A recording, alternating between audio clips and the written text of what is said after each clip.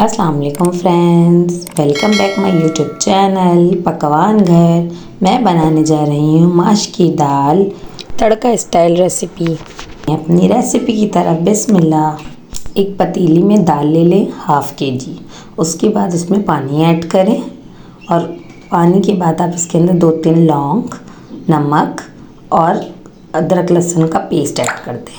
उसके बाद फिर इसको बॉईल कर दें। देखिए कितनी अच्छी बॉईल हो गई, दाने दाने वाली हो गई। उसके बाद फिर आप इसको दाल को उसके अंदर थोड़ा सा ऑयल डालें और ऑयल डाल के उसको हल्का सा फ्राई कर लें। उसके बाद हरी मिर्चें और हरा धनिया इस पर ऐड कर दें। उसके बाद फिर एक पैन में ऑयल लें, उसके बाद इसमें प्याज डालें, थोड़ा सा ज़ीरा डालें, हल्की सी प्याज गोल्डन ब्राउन करके ज़ीरा ऐड कर दें, लाल गोल मिर्च ऐड कर दें। उसके बाद फिर इसको भगार डाल दें दाल के अंदर। फिर आप देखें कितनी मज़ेदार लगेगी दाल। ये देखें कितना अच्छा कलर आया है ना भगार।